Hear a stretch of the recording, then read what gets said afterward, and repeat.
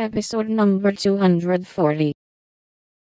That mademoiselle has made good use of her time, and the result is charming, replied Laurie, bowing with his hand on his heart, and an admiring look.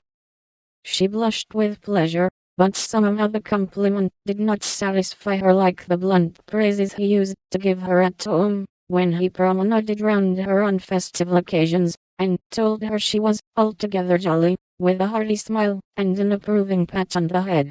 She didn't like the new tone, for though not blasé, it sounded indifferent in spite of the look. If that's the way he's going to grow up, I wish he'd stay a boy, she thought, with a curious sense of disappointment and discomfort, trying meantime to seem quite easy and gay. At Avic doors she found the precious home letters and, giving the reins to Laurie, read them luxuriously as they wound up the shady road between green hedges, where tea roses bloomed as freshly as in June.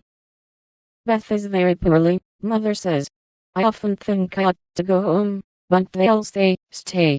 So I do, for I shall never have another chance like this, said Amy, looking sober over one page. I think you are right, there.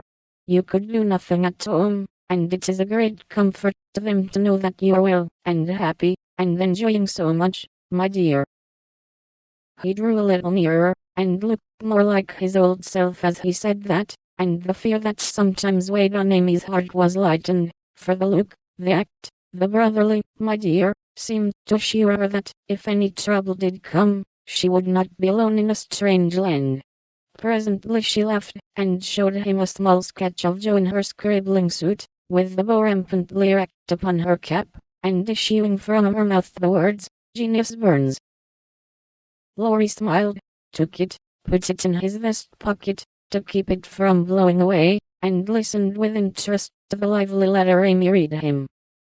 This will be a regularly Merry Christmas to me, with presents in the morning, you and letters in the afternoon, and a party at night, said Amy, as they lighted among the ruins of the old fort, and a flock of splendid peacocks came trooping about them, tamely waiting to be fed.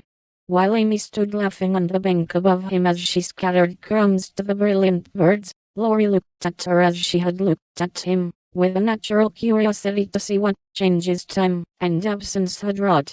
He found nothing to perplex or disappoint, much to admire and approve, for overlooking a few little affectations of speech and manner, she was as sprightly and graceful as ever, with the addition of that indescribable something in dress and bearing which we call elegance.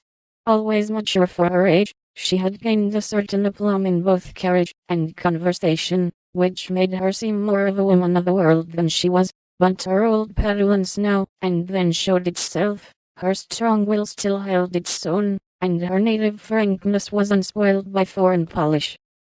Laurie did not read all this, while he watched her feed the peacocks, but he saw enough to satisfy and interest him, and carried away a pretty little picture of a bright-faced girl standing in the sunshine, which brought out the soft hue of her dress, the fresh color of her cheeks, the golden gloss of her hair, and made her a prominent figure in the pleasant scene.